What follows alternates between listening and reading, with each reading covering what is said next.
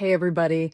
Welcome to my interview with Sam Led. He is an 18-year ADHD coach. He is the author of Beyond ADHD, How to Embrace Your ADHD Brain so that you can prosper and thrive. He's also the podcast host of Fearless Now, and I can't wait for you to enjoy my interview with Sam.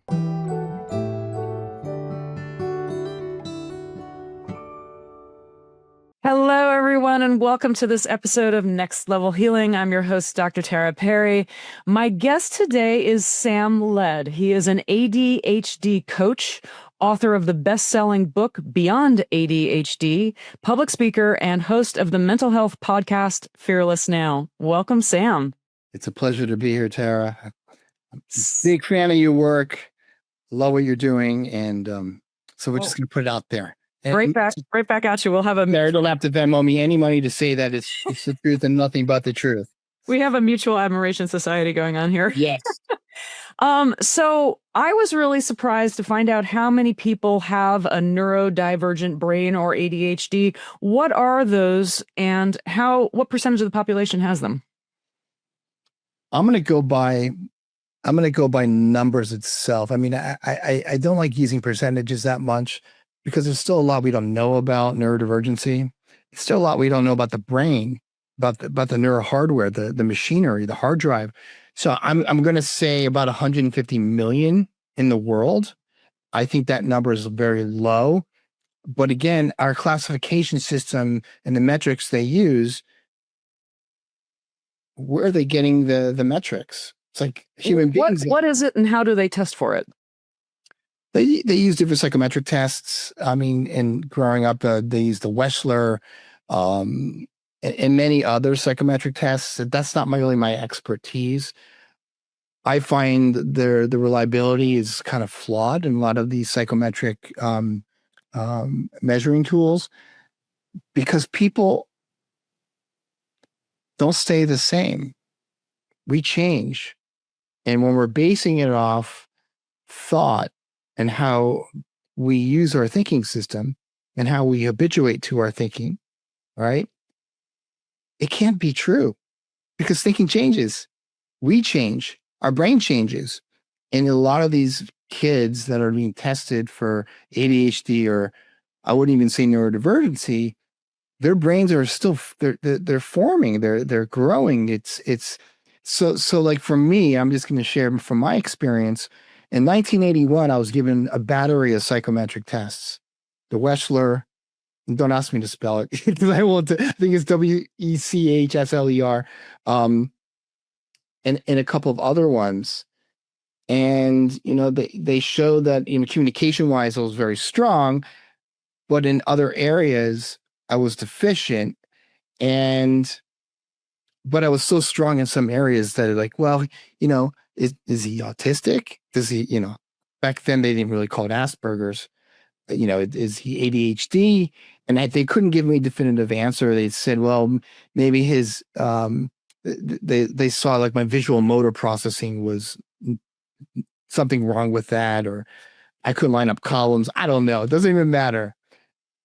And, so and again, I have to speak from my experience because this will show to a lot of parents of kids that are feeling misunderstood or having to go through all these psychometric tests. It's not the final word ever, even though it feels like it's the final word. And these well-meaning professionals with a lot of initials after their name, last name, think they know what they're doing.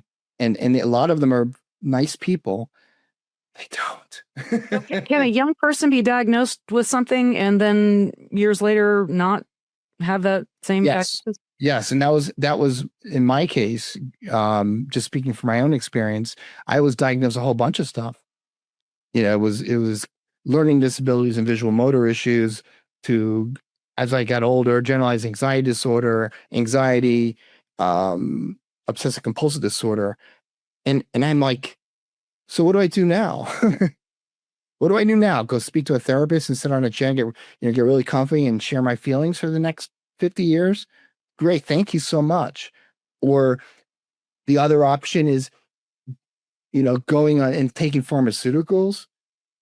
because I'm overly anxious. And I'm not taking away the fact that people are suffering out there that because they don't know how mind works because they're caught up in their house of horrors, their anxiety house of horrors and whatever, thinking that their brain is blaming on their outside situations, their circumstances.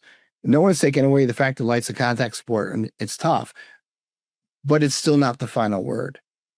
Hey guys, studies are showing that 68% of people that watch podcasts regularly don't click the subscribe button. Do me a huge favor. If you like this content, click subscribe so other people know where to go for the cool stuff. Thank you. One thing I loved about your book, and there were many things I loved about your book, but it's almost like you took us inside a movie of what it's like to have ADHD because since you struggled with it and, you took us into what it was like to be on a scary airplane ride, to be in a California fire, to needing to pass a test and kind of cutting the corners a little bit. But it's so candid and it just, and honestly, there was a lot in there I could relate to. I imagine a lot of your readers are coming up to you going, oh my gosh, I didn't know other people felt like that. Yeah. And thank you so much. Because it's if the book helps one person, that's my goal. The book was a labor of love. And I had people coming up to me like, God, I feel seen. I know some of the stuff that you share in the book is very mundane, little stuff. Like sitting in the classroom, I'm sure you read about it. I'm looking out, I'm mind wandering, and there's this car that I'm just hyper focusing on. And I'm focusing on this student that's sitting there with her, less than Jake t-shirt on, So like it's within the mundane that the brilliant ADHD mind can hyperfixate on to the point where if we don't understand that it's innocent, we get so stuck there that we have issues with time management. We can have issues in school, have issues at work, etc. So like, there's nothing wrong with mind wandering, and there's nothing wrong with those activities, but it's understanding what it's telling us and what we need to see beyond that is the greatest gift. So yeah. So you emphasized numerous times in the book that, I don't think different. I don't have a bad brain. I just have a different brain. Yeah. So tell us about what the gifts are, because there's a lot of people diagnosed with ADHD that are super famous, who are super successful. Actually, why don't you just name a laundry list of them? Oh my God. I can start from Stanley Kubrick. 100%. Makes sense. Yep. David Gilmour, believe it or not, diagnosed. What's the guy from Maroon 5? I'm not a big fan of Maroon 5. Yeah, I know what we're talking about. Yeah. Oh my gosh. Well, you had mentioned JFK, JFK, Barrington, Bill Gates, Will Smith. Yep. Michael Jordan, Michael Phelps. Michael Phelps saw the hyperfocusing aspect of his brilliant ADHD supercomputer is the reason why he won all those medals. See, that's a beautiful example, Michael Phelps there, of hyperfocusing for our benefit. Like Tara, the work that you do with your clients it's groundbreaking, but it's also in transformative. It's also life-saving because you're hyperfocusing it without even realizing it on what you're sharing and your daily, your daily routine with your clients and the hypnosis part. In ADHDers, we have an honorary doctorate in hyperfocusing. There were portions of I don't know where I am on that whole thing, but there were portions in that where I could definitely relate to, like, losing all the battery chargers and having to spend all this time to pack and realizing that when you get there, you brought, way too much of this and none of that. Yeah.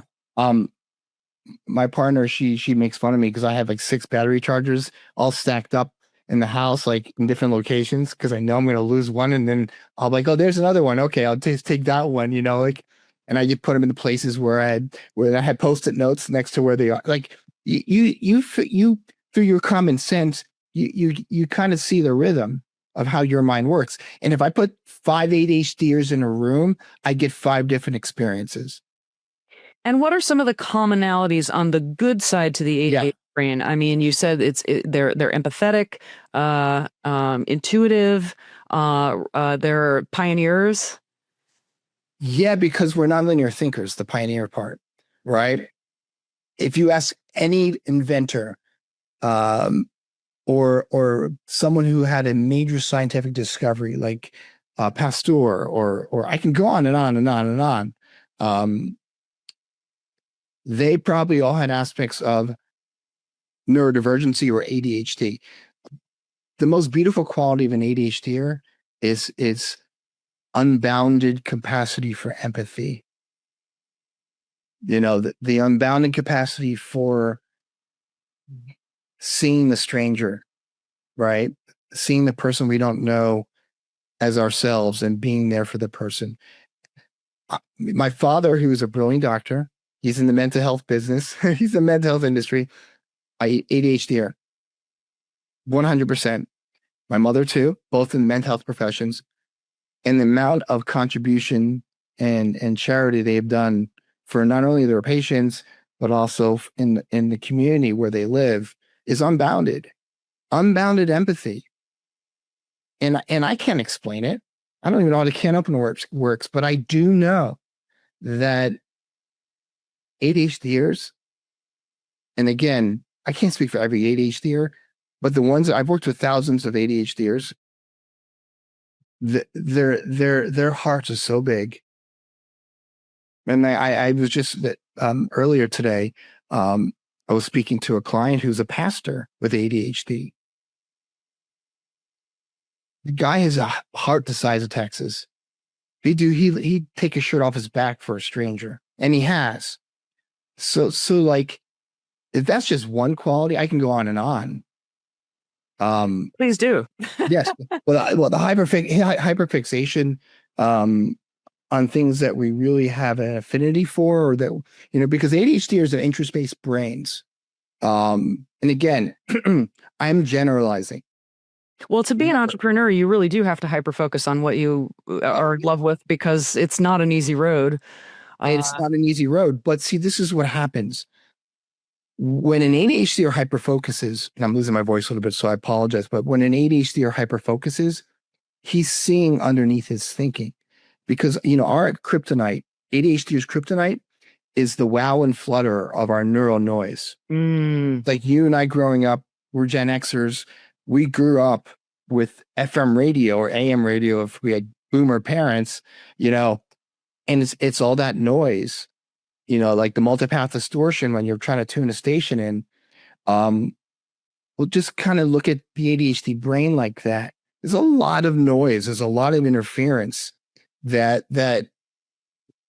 we were never told is never the truth. Now, the noise can be equated to distracted thoughts, impulsive thoughts, reactive thoughts, excuse me, dysphoric thoughts, like rejection sensitive dysphoric thoughts. I can go on and on, right? Anxious thoughts, especially. But when an ADHD or hyper focuses on what they love, especially in their career, all bets are off. I mean, Mark Cuban, what's his name?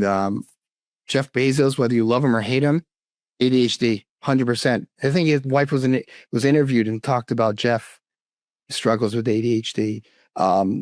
What's the guy from Apple who died? Steve Jobs. Yeah.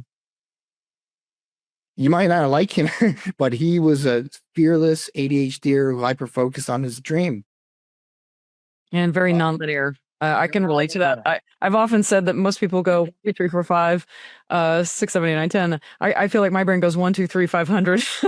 1, 2, 3, 4, 5, 6, 7. Right. Exactly. Which is a problem, because I feel like all those little steps in the middle are just so tedious and mundane. That's the stuff I want to farm out to somebody else, because it takes a lot of energy to be there. And there's wisdom in that, Tara, because the common sense is saying, okay, this is where my growing edge is.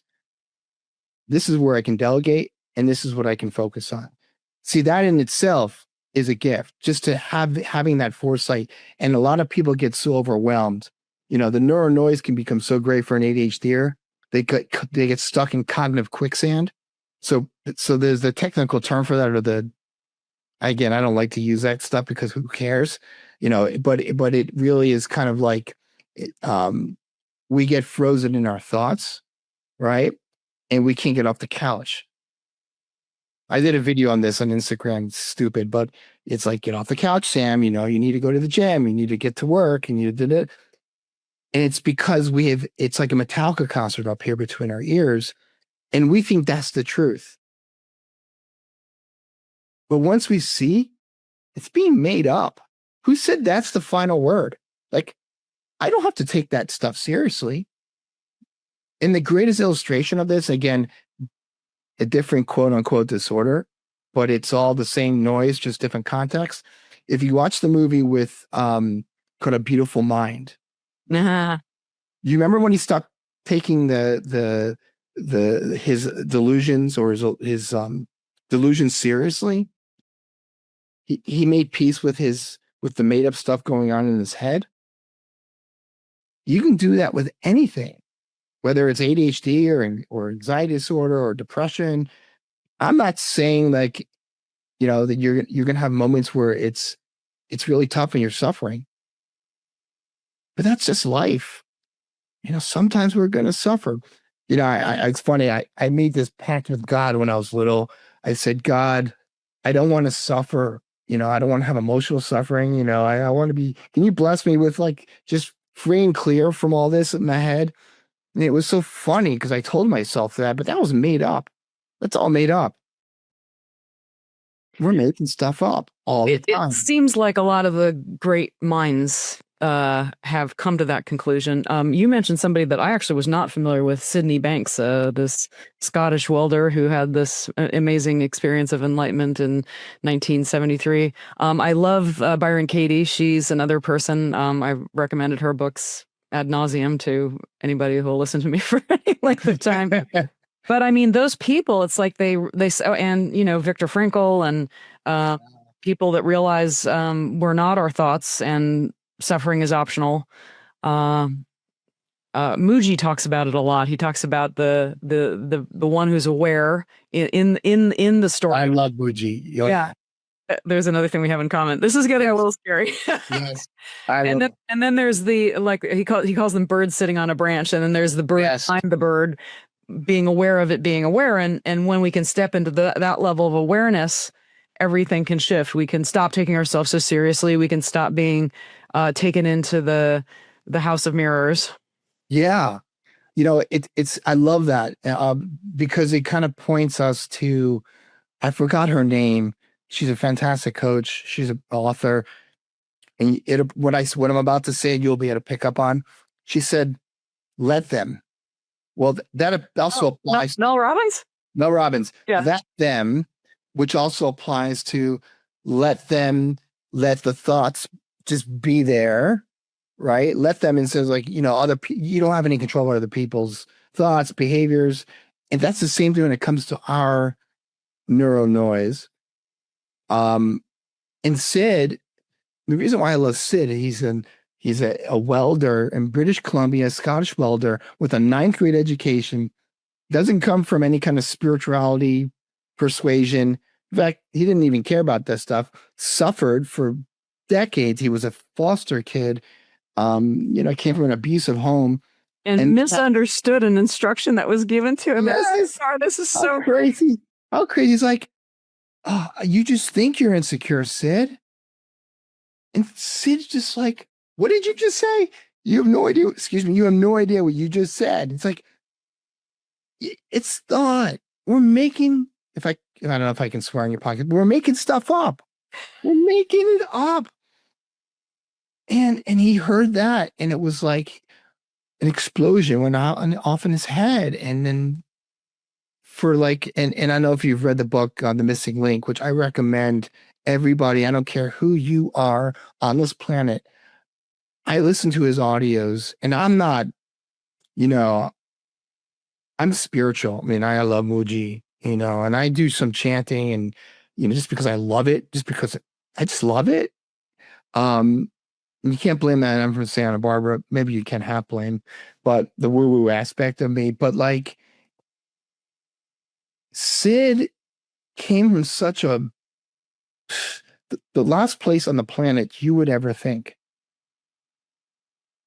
would be, like there's no connection. Like there's no connection between him having any kind of background and his parents were nothing. They were Right. poor. Nobody suggested it to him, and it wasn't a subconscious suggestion. Yeah.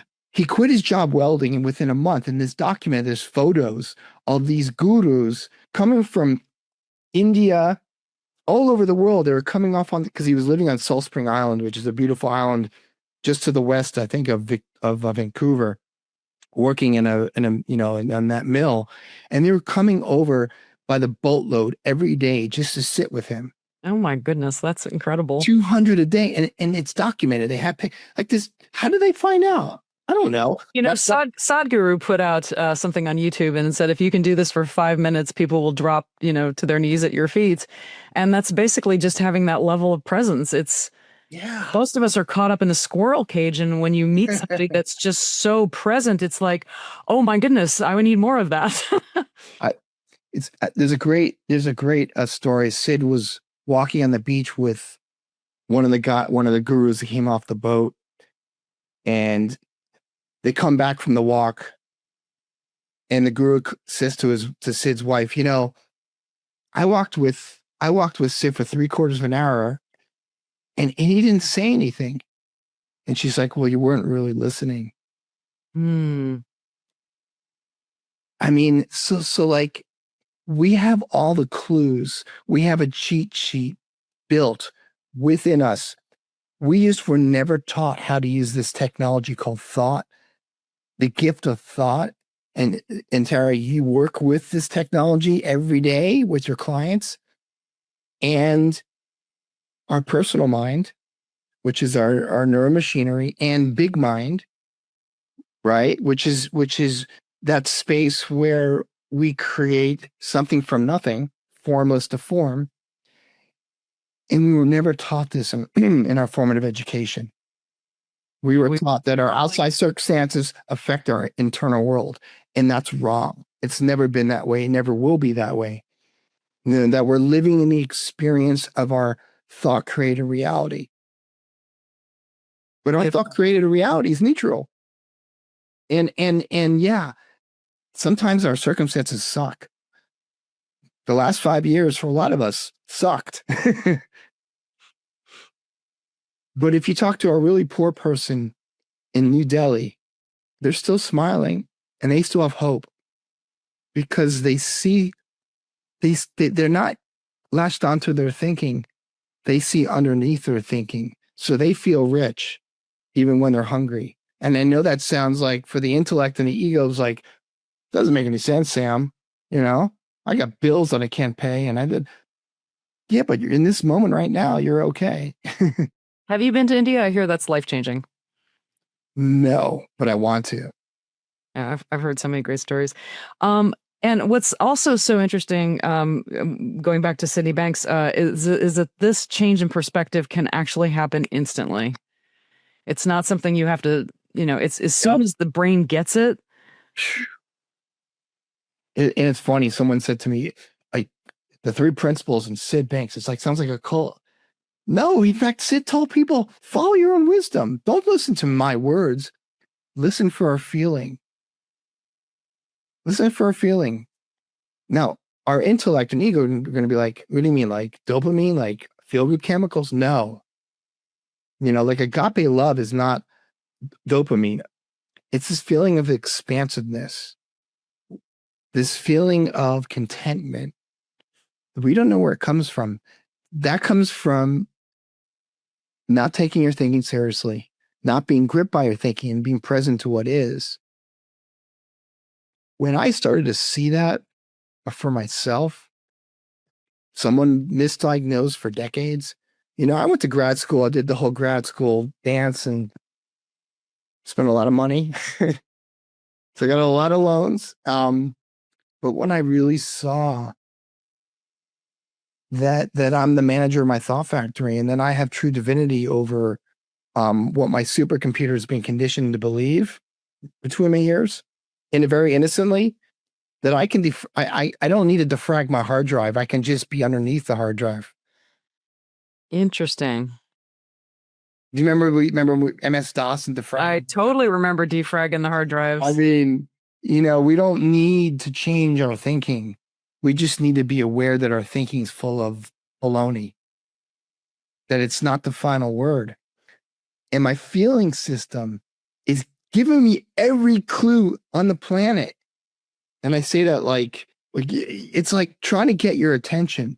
Our feeling system, our neurophysiology is trying to alert us when the quality of our thinking is not state of the art.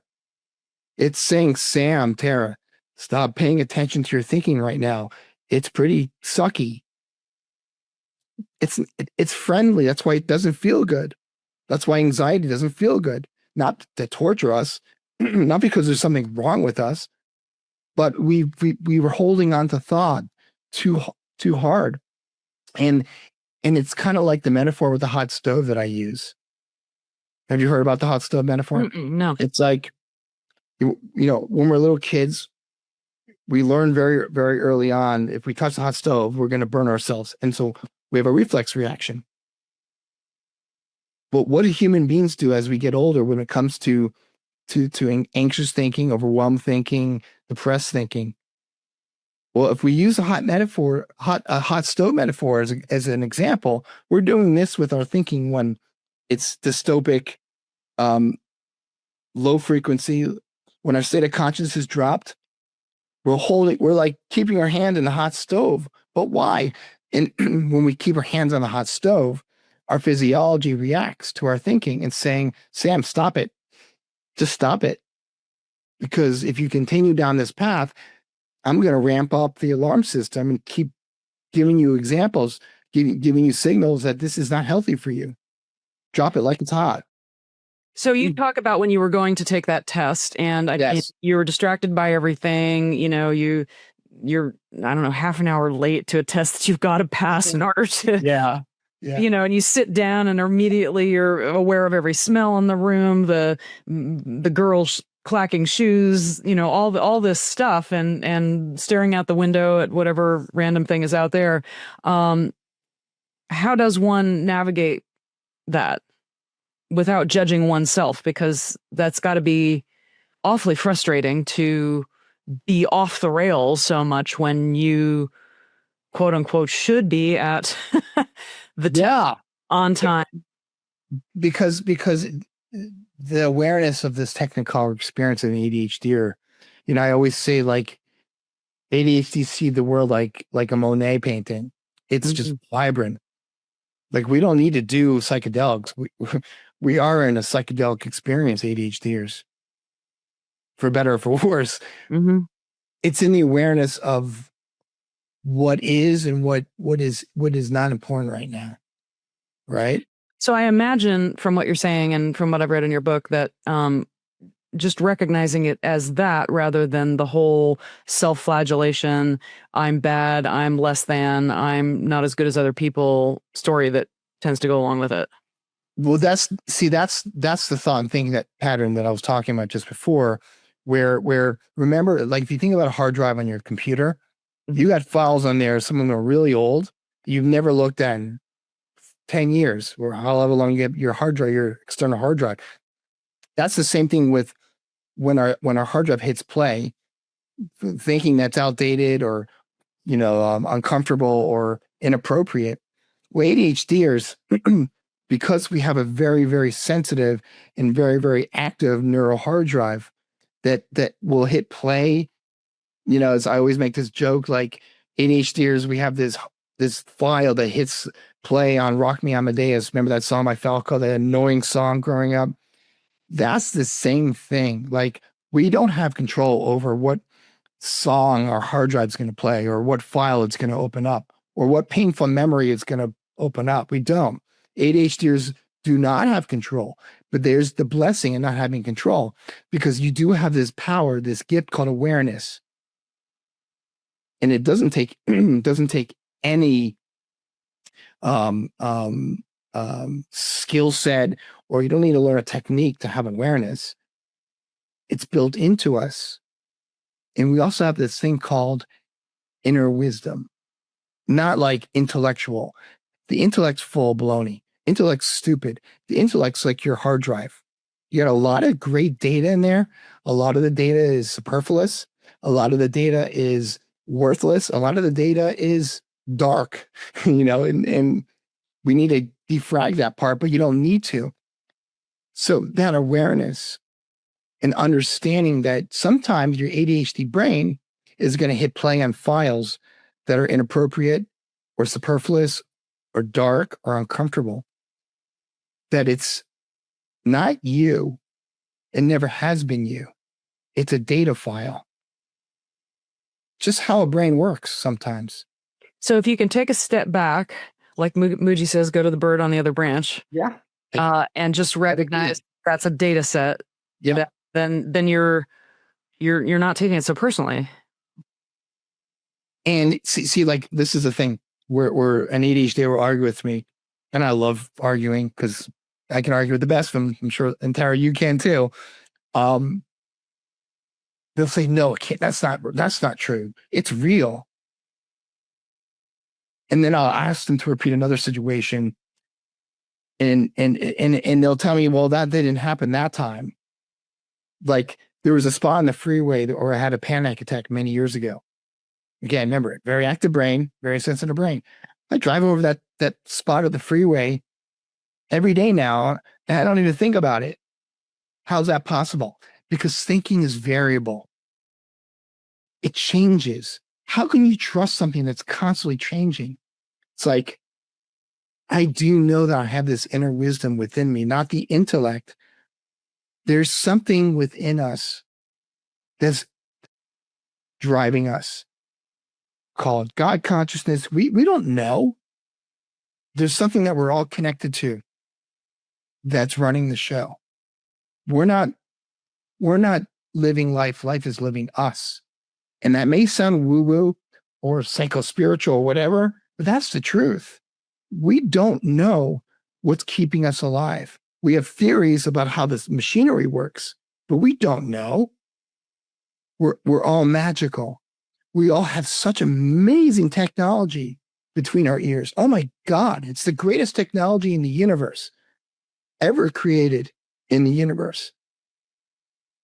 I mean, aren't we just brilliantly built? I mean, holy cow, we're just amazing machines. Like, I can look over to the side of my living room, and I can just like look at something and then focus on it.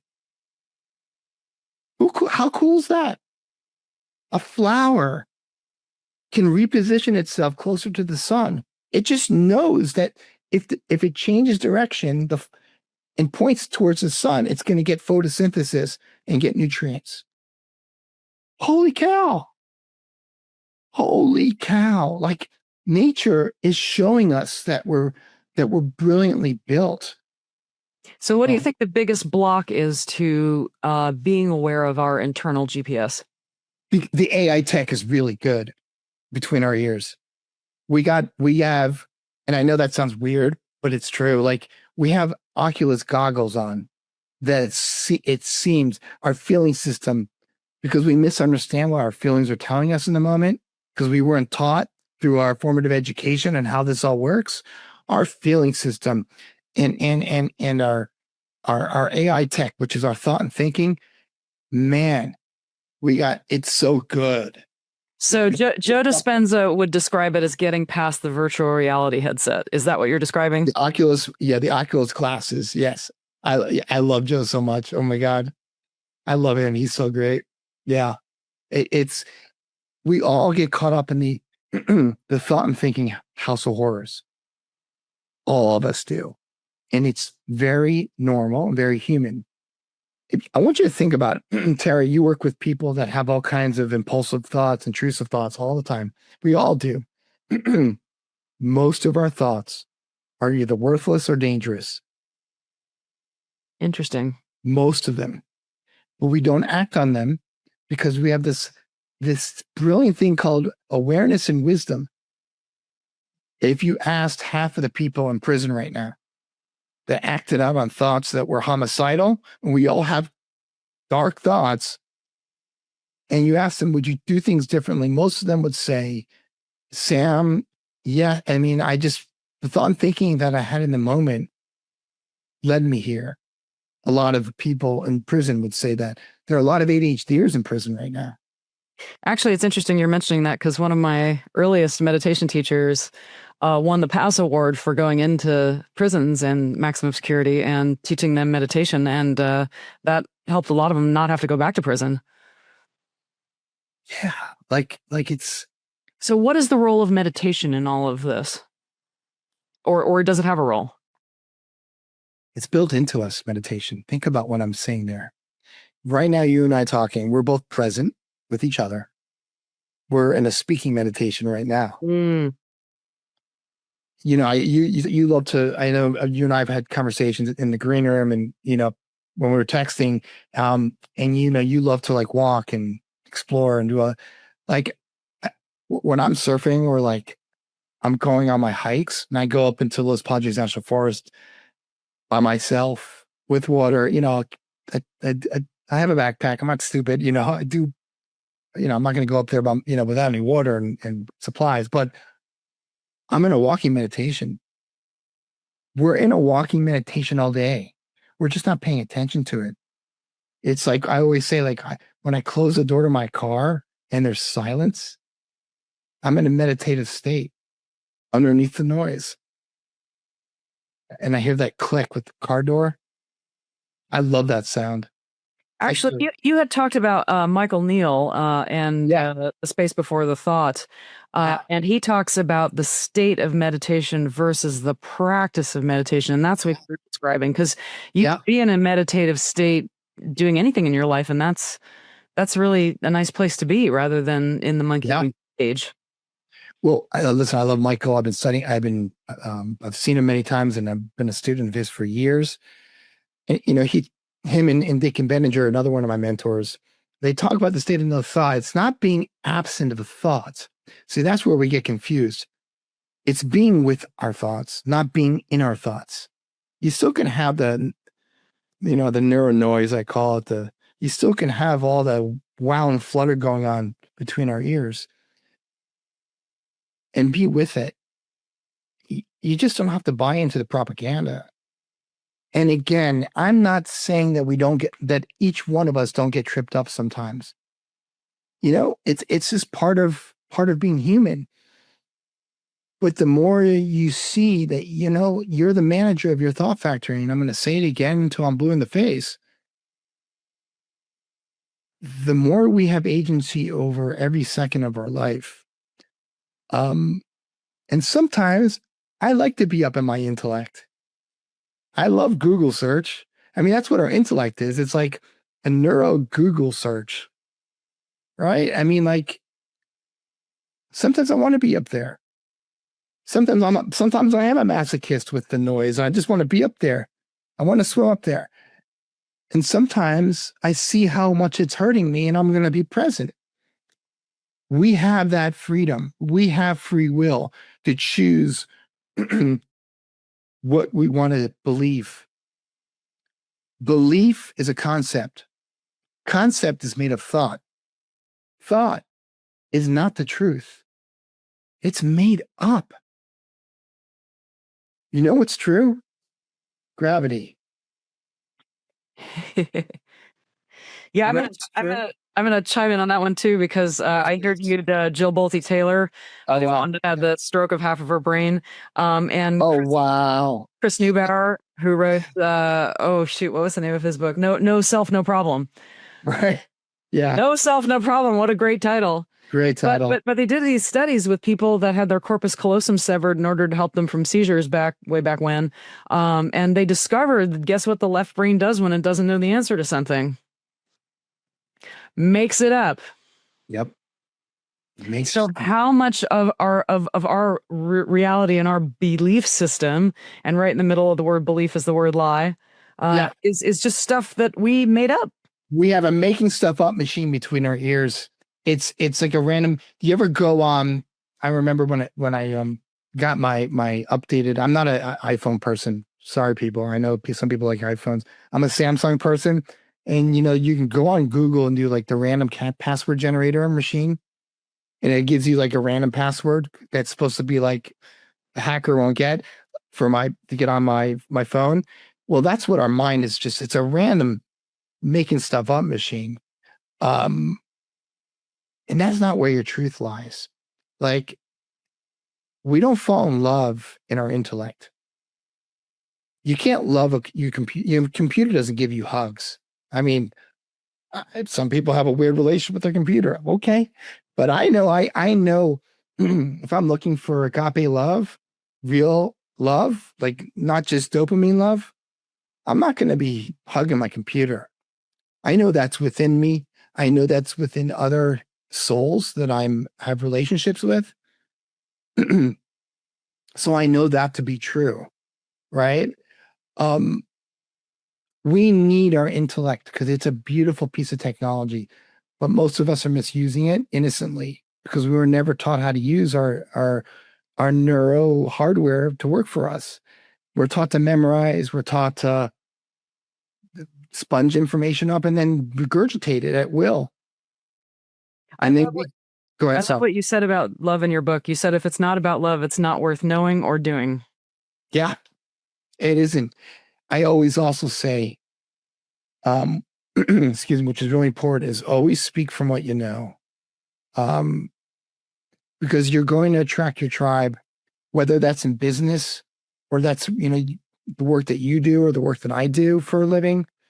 It's speaking from your experience because you're going to attract your tribe. You're going to attract your clients. You're going to attract your community. And I'm not trying to be all pithy and sanctimonious, but that's the truth. And that's why, excuse me, that's why I love Sid and that's why I love Michael and Dr. Benninger and losing my voice, sorry. And Dr. Pransky and George Pransky, which I also recommend. They were all, George and Dick and Benninger, they're all psychologists, brilliant. Back in the 70s, they were with the Est movement, like, so they met Sid, and Sid's like, it's not that complicated, guys. You're caught up in your ego because you have a PhD. You're caught up in your intellect. I'm going to break it down for you very simply, right? You're living a thought-based world. You're living in an experience that you're constantly making up that's trying to inform you because the brain loves you, wants to keep your world small, doesn't know better, and you have an emergency alert system that that hasn't had a software update since like the Paleolithic era. You're dealing with old hardware. And why does the brain want to keep us small? Because it's like, what's that movie? Oh my God. Is it Blade Runner or the Terminator? It wants to protect itself. It wants to keep itself alive. That's all it knows. And in the past, when we were tribal beings, if we stood out too much, we were a target. Yeah, I mean, look what happened to Jesus. JC is one of, or Joan of Arc. JC was one of our best, and he spoke out, and his thought, and he was, nothing but nothing. JC, Buddha, Muji, the Maharishi, all these guys are pointing to what you and I are pointing to. They've been sharing, Jesus and all these other guys have been pointing to this space where we create our experience thousands of years, but we're not paying attention because what we're paying attention to can never be true. And that's why, the greatest sages that we know about, we still know about. How do we know about Muji? He's in halfway around the world, this little guy. How do I know about people like, and I love Krishna Das. How do I know about him? He's just like Jewish guy that's been chanting for decades. And because he's pointing us to that space where we create, where we love. I mean, have you ever just seen someone holy underneath the noise? Have you ever just like sat with a person and really saw them? Not physically, not the dopamine, but just saw them. And ADHDers, because we have this part of our brain that loves to hyperfocus, We can do that in spades. I have a friend, and guys don't keep friends like women do. Like, right? Like most women have friends. Like my mother has friends. My mother's 79, and she has friends since the Ford, since she was like 5 years I'm old. happy to say I've got friends that I've had for decades and decades and Right. They know too much. They know too much. I have a friend who has also diagnosed ADHD. We've been friends since 1984. So that's most of my life. Most of my life. He's got ADHD. I've never met someone, and he's a very successful businessman. He's in real estate development. He's just he's like, travels all over the world. He's in Portugal right now. He's going to Israel. I just talked to him before. It's like, he cares so much about people. And he shouldn't, because he's a capitalist, right? Capitalist. Oh, big bad capitalist, God forbid. I'm sorry. I think capitalists have gotten a bad rap. I think crony capitalism is awful, and people duplicitously behind the scenes, breaking all the rules they tell everybody else not to break. But capitalism is just an exchange of energy if it's pure capitalism. Right. Money is an energy. It's an energy, right? So like, he's an example. Like, it's very rare for a man to have friendships that long. And I could just call him video, like we just pick up where we left off, because he can hyper focus on that agape space. That is the truth to who we are. And we're all just one thought away from that, as Sid always says. And I love Sid so much, not because he's like this brilliant guy, because he was a very humble, a very normal, very basic guy, because he saw underneath the noise. And he had a moment of no thought that we all have moments of, we're just not paying attention to, because it isn't juicy. It isn't dopamine. You have a very interesting portion of your book, and you and I both share having been in the California fire, literally with the fire burning through our place, all around us. And it was so interesting to listen to your description of what that was like. All your ADHD over responses, knocking yourself out on the floor. Yeah. And then basically realizing, okay, I'm surrendering to this. Just describe for our listeners what that was like for you. There was just such an odd peace and an odd calm that it was so weird, Tara, but it was so weirdly normal. See, that's what it was like, a sense of relaxation, because I was hopeless. I needed to be like sometimes when we get hopeless, we actually relax into the now. We don't realize that. We think hopelessness is a bad thing. Hopelessness, sorry. I just relaxed into hopelessness, and I gave myself grace, even though I couldn't freaking breathe. And it was, what it's like, Tara, that's like, like some people, like, hurricanes, you can evacuate for. Tornadoes, you have a little bit of time, but fires, people don't realize how fast these things come down. I could not believe it. It was going like a car. And there was no way you were going to outrun it. And I was you and I were both lucky that it didn't kill us. It was 100% the divine timing, the hand of God. Whatever religion you are, whatever. So like, that experience that I had, Tara, was like the experience that survivors of 9/11 had. It's so varied. Some people had that godlike presence experience where they just kind of felt relaxed while the towers falling apart around them and people are burning out, the whole horrible experience. Some people freaked out. Some people went into, that fight or flight. Some people went into rescue mode while they relaxed into presence. Like, it's so varied. And that's what Viktor Frankl talks about when in the death camps. It's the same thing. Some people have, and I think ADHDers have this ability, once they understand this technology called thought and how mind really works, which I share with my clients. I like to keep my sessions really like, I don't want to couldn't even work with someone for 5 years. It's nice to have the money, but like once they get it, they're just running with it. It's like, check in with me now and again. Like, you got it, dude. Go with God. You got it. You understand how we work. But like with Viktor Frankl, when he talks about like that space, how it's so varied, like when he saw like some people really suffered, some people had moments of real love and compassion, and there was terror mixed in, and then there was presence mixed in. I mean, so like if it's so varied, but yet there's this common space that we all can relate to, that space of presence, that space of just satisfaction. We don't know where it's coming from. This sense of expansiveness. It's not dopamine based. It's not connected to feel chemicals. It's just this overwhelming feeling of it's God consciousness. When you like sit in the back of a church or a synagogue, or you're at a concert and you just feel like with the music and with everybody.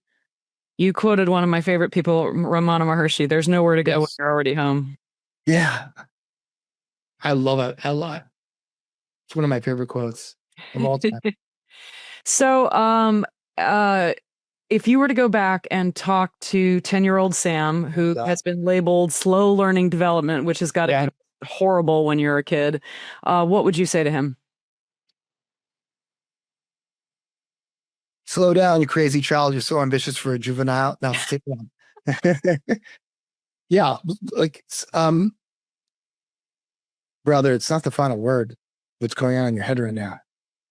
You have no idea how incredibly gifted a human being you are if you just pay attention to that space when things get quiet.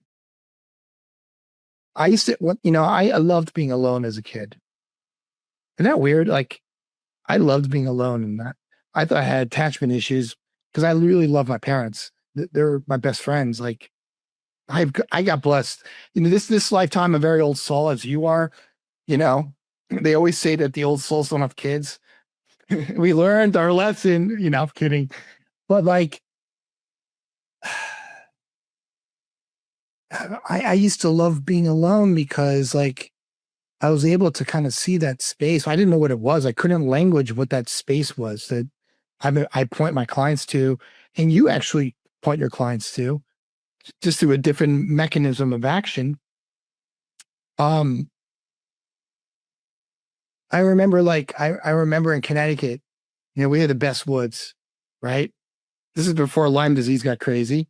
We're talking like late 70s, early 80s. I was a little kid. I would just get lost in the woods. I used to go horseback riding through those woods. Yeah. That bareback with a bridle.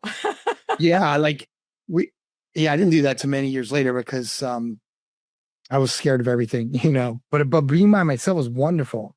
I'd play fort, and I would just like listen to all the birds and and the sound of the forest. If you look at like, you want to hear God, if you know Gustav Mahler, know the name, but I'm not too familiar. one of the greatest classical composers of all time. Right. Okay. He wrote some of his early classical music by sitting in at that time was, I think, considered the Austrian Empire, but now it's part of Czech Republic. In the woods, and I would say it would be like, I guess it would be Bohemia, or I don't know. Anyways, Austro-Hungarian Empire. And he would just listen to the music of the forest. And then I think he labeled one of his songs, one of his compositions, is music of the forest, or music of nature. And you listen to that. That's the sound of God. I mean, but once, as we get older, the sound of God gets colluded very innocently, gets contaminated by our MacBook Pro between our ears, right? Very innocently. And I think that those of us that can see the difference between what can be true and what can never be true ever, do really well in life. Now, that may be middle age. Like it took me to middle age really to kind of see this, like late 30s until I really got successful in my work. Or earlier. You and I have friends that became millionaires in their 20s. Like they saw that. They just stopped taking their thinking seriously and were able to hyperfocus on what made them their money, what made them fall in love with their partner or whatever. So if I would say anything to the people listening right now, it's like you don't have any control over when any of that's going to happen, but you sure do have a cheat sheet right now as you listen to my voice. It's built into you. And part of that is that you have this thing called inner resilience that's built into you right now. That your ability to bounce back from stuff is part of the wisdom of the intelligence of you, of us, of all of us. This inner intelligence that knows how to do life if we trust it. If we trust our common sense is what I'm talking. This is not like advanced stuff. It's pretty basic. It's common sense. It's called common sense. Sam, what portion of your clients are kids, adults, men, women? Where does it fall? I work with adults. Most of my clients are either college age to the C-suite to CEOs. I love working with CEOs and CFOs because they've seen it all, or people that are in management consulting positions. I've worked with a lot of folks in private equity that are in like, man, the noise is so loud between their ears. And when they realize that like, that's optional, their performance improves, they improve, the relationships improve. And, this understanding that I share the 3 principles, they've used it in the corporate setting for decades. It's like, there's a story that Michael Neal talks about where he worked with a bunch of corporate clients and the CEO said, hey man, if you want to go in the woods and sing Kumbaya and increases and improves performance, go with God. Because this sounds really esoteric, this stuff, because of our judgments about how we really work versus how we are conditioned to believe we work. Sorry, go ahead. So, yeah, I've always found it challenging because I feel like I've had so many moments of that just blissful enlightenment, but then toggling back to 3D reality, schedule, the juggling, the prioritizing. What are your words of wisdom on that? Oh, I love it. Well, see, this is the thing. You always know what to do when you trust your wisdom. And the wisdom doesn't come from pressure or resistance in the moment. You just know what to do. And, as you have, Tara, and you've shared with me, you delegate. You delegate. That's wisdom. Right? We don't have control over circumstances. Like, I've had clients that have been in prison and I'm like, part of you're in prison right now, but you don't have to be in prison. As hard as that sounds for the person, God, prison, horrible. Yeah, there are aspects of it that are not fun, but there are also some moments in prison where you're not in prison if you don't want to be. Actually, when my teacher, Alan Gompers, experienced enlightenment, he ended up being one of 5 people in the entire state of New York to receive a clemency. Yeah. Because he literally transformed the prison. He was teaching meditation to the other, and when he finally got his walking papers, he wasn't in any hurry to get out. He was that at peace with just who he was in the moment. Yeah. I mean, I've seen I had some colleagues like George Pransky and Michael and all these other amazing coaches and practitioners. They've got into prisons and shared this understanding. And some people, some of the prisoners were so like turned around, like it was just so like it blew the top of their head off. They were sharing they were sharing this secret, not secret, with their what do you call them? Fellow prisoners. And it was like, a virus, like it was like spreading like a virus in a good way. Like, but that's who we are. We have, as Kathy Casey, who's a therapist. I think she's a psychologist, who's a colleague of mine, worked in the prison system in Florida in California. She worked at, what's the worst of the worst, I don't know. San Quentin? San Quentin and Chino? No, I don't know. Thankfully, Chino was a lightweight prison. Okay, it was San Quentin. She's like, she tell the prisoners that you have this blue dot of well-being built into you, but you just don't know it. And people are like, what do you mean? Like, you mean that like my essential nature is calm, healthy, and free and clear of my thinking? Like, none of us were ever taught that. Now, it's funny, the movie The Secret, you watch that movie, like, actually, I've interviewed 3 people who are in The Secret. Okay. They're pointing to what I'm pointing to. Of course, because truth is truth is truth. Everybody's been pointing to the same thing. I mean, the only reason I was able to write that book is because of this understanding of how we work. Yeah. The intellect is not our friend. The intellect is a neutral piece of machinery that we're innocently misusing. And when we innocently misusing our intellect, it's kind of like grinding gears in your car. I love manual transmissions. If you ever grind into the gears, it's a terrible sound. And that's when you're bucking up against your intellect. It's like driving the wrong way down the freeway. You're going to notice immediately when you're driving the wrong way down the freeway. And I have a friend that did that. And he never did it again. I promise you that. So like, we have all the clues built into us to know when we're innocently misusing the power of thought. Final question. Yes. What is the role of fear? It's the same thing. Fear it's our diagnostic system. It's like the check engine light. I hate to use all these corny metaphors. Alerting us when we're using our intellect for what it was never meant to be used for. When we're up in our thought algorithm. So remember when I talked to you about like sometimes, and not just for ADHD, people are hypersensitive. You don't have to beat. ADHD is made up. Call it a ham sandwich, doesn't matter. People that are hypersensitive, that constantly in a state of fear, they're caught up in the thought and thinking house of horrors very innocently.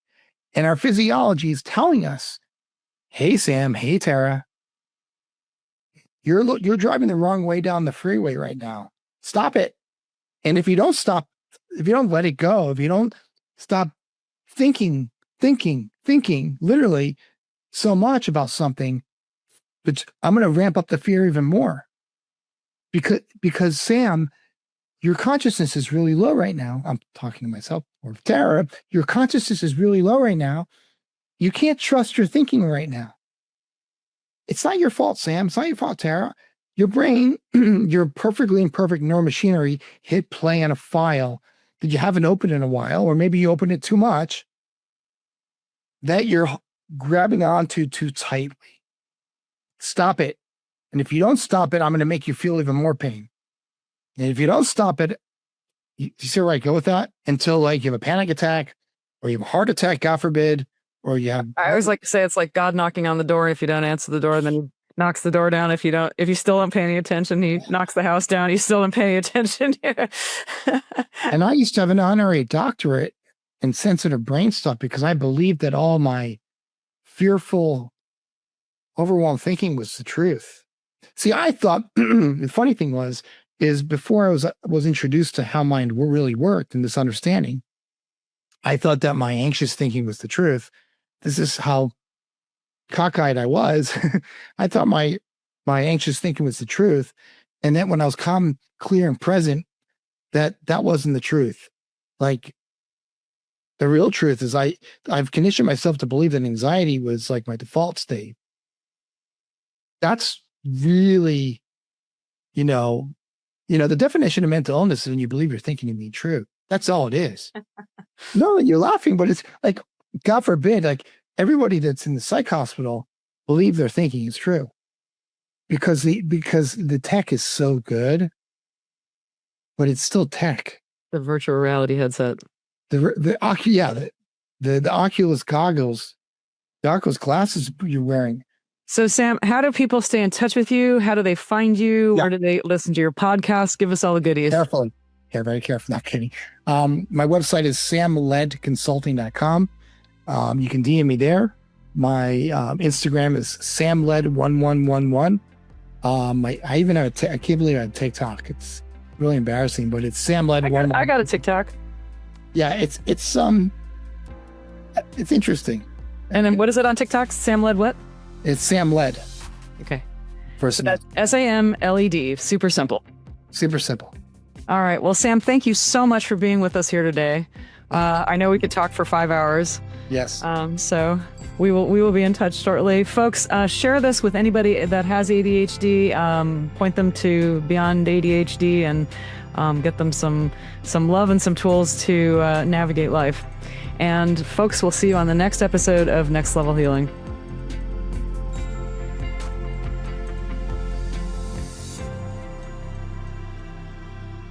This podcast is intended for the purpose of providing information and education. It does not provide advice and is not meant to be used for any self-diagnosis or the replacement of any kind of licensed professional. The creators and individuals appearing here do not endorse any specific tests, positions, medications, products, or procedures. The views and opinions expressed in this podcast are of the speakers and do not necessarily reflect the views or positions of any entities they represent.